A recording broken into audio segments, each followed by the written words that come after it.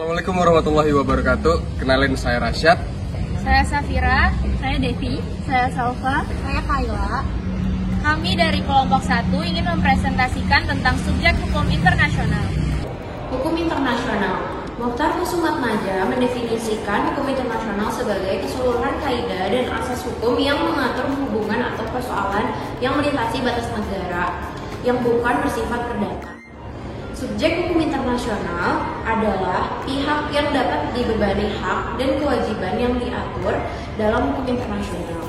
Subjek hukum internasional terdiri dari negara, organisasi internasional, PMI, Vatikan, Tahta Suci, dan pemberontak yang masing-masing memiliki hak dan kewajiban yang berbeda satu sama lain. Syarat subjek hukum internasional yang pertama, untuk menjadi subjek hukum internasional, suatu entitas harus memiliki personalitas hukum atau legal personality. Yang kedua, untuk dapat dikatakan telah memiliki personalitas hukum, entitas tersebut harus memiliki beberapa kecakapan tertentu. Negara adalah subjek hukum internasional yang terpenting, utama, dan memiliki kewenangan yang terbesar sebagai subjek hukum internasional. Organisasi internasional. 1. Organisasi internasional yang memiliki keanggotaan secara global dan maksud dan tujuan yang bersifat umum, misalnya PBB. 2. Organisasi internasional yang memiliki keanggotaan global dengan maksud dan tujuan yang bersifat spesifik, contohnya World Bank atau Bank Dunia, IMF, dan WHO. Organisasi internasional dengan keanggotaan regional dengan maksud dan tujuan global, contohnya ASEAN. Kedudukan organisasi internasional sebagai subjek hukum internasional ini tidak diragukan lagi dan mempunyai hak dan kewajiban yang ditetapkan dalam konvensi-konvensi internasional yang merupakan semacam anggaran dasarnya. 3. Palang Merah Internasional. Palang Merah Internasional atau Gerakan Internasional Palang Merah dan Bulan Sabit berdiri pada tanggal 24 Juni 1859 yang merupakan kumpulan dari organisasi kemanusiaan terbesar di dunia. Seringkali dikenal sebagai Palang Merah. Tahta Suci Vatikan. Subjek hukum internasional dalam arti penuh dan sejajar kedudukannya dengan negara lain. Perjanjian Lateran pada tanggal 11 Februari 1929 antara Italia dan Tanah Suci, yang isinya adalah mengembalikan sebidang tanah di Roma kepada Tahta Suci dan memungkinkan didirikannya negara Vatikan.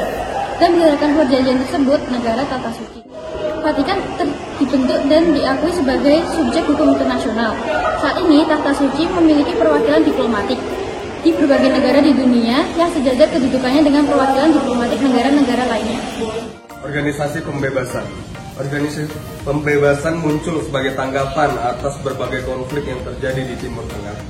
Pada 1948, Israel menjadi negara merdeka.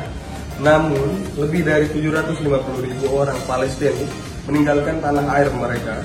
Perang ini pun menjadi panggung ketegangan dan kekerasan selama bertahun-tahun antara orang Palestina dan Israel. Pemberontak dan kaum beligeransi. Dalam hukum perang, pemberontak dapat memperoleh kedudukan dan hak sebagai pihak yang bersengketa dalam beberapa keadaan tertentu. Individu. Manusia sebagai individu juga termasuk dalam subjek hukum internasional. Masih bersumber dari buku yang sama, diterangkan Mokhtar Husumatmaja Perjanjian Versailles 1919 memuat sejumlah pasal yang memungkinkan individu untuk mengajukan perkara secara internasional, terutama arbitrase internasional. Lahirnya Deklarasi Universal tentang Hak Asasi Manusia pada tanggal 10 Desember 1948 diikuti dengan lahirnya beberapa konvensi-konvensi hak asasi manusia di berbagai kawasan, dan hal ini mengukuhkan eksistensi individu sebagai subjek hukum internasional yang mandiri. Individu merupakan subjek hukum internasional berdasarkan pendapat dari Hans Kelsen karena memiliki kapasitas aktif maupun pasif.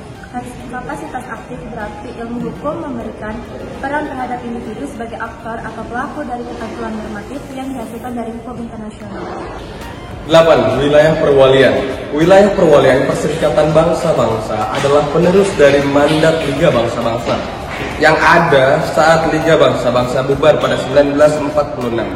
Seluruh wilayah perwalian diperintah melalui Dewan Perwalian Perserikatan Bangsa-Bangsa. Satu teritorial yang belum menurunkan status tersebut adalah Afrika Barat Daya, yang Afrika Selatan masih ditempatkan di bawah mandat Liga Bangsa-Bangsa. Teritorial tersebut kemudian diberikan kemerdekaan pada 1990 dengan sebutan Namibia.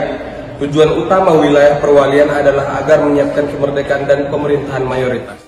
Organisasi internasional non-negara adalah organisasi nirlaba dengan basis kepentingan sipil dan lingkungan.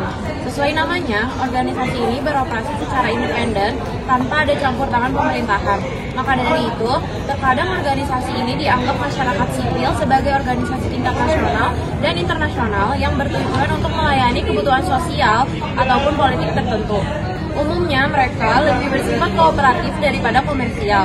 Namun, lembaga yang dapat diklasifikasikan sebagai organisasi internasional non-negara adalah lembaga yang tak terikat dengan kendali pemerintah serta organisasi non-profit dan non-kriminal yang mementingkan kebutuhan lingkungan. 10. Ada perusahaan multinasional.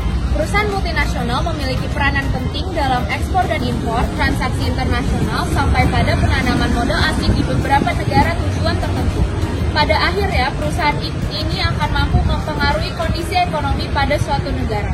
Contoh perusahaan multinasional di Indonesia adalah yang pertama Acer Inc., kedua BMW, ketiga Dell, yang keempat Fiat, dan yang terakhir adalah Google. Selain perusahaan multinasional, ada juga perusahaan transnasional. Menurut J. Panglai Kim menyatakan bahwa perusahaan transnasional adalah suatu jenis perusahaan yang terdiri dari bermacam-macam kelompok perusahaan yang bekerja dan didirikan di berbagai negara, tetapi semuanya diawasi oleh satu pusat perusahaan.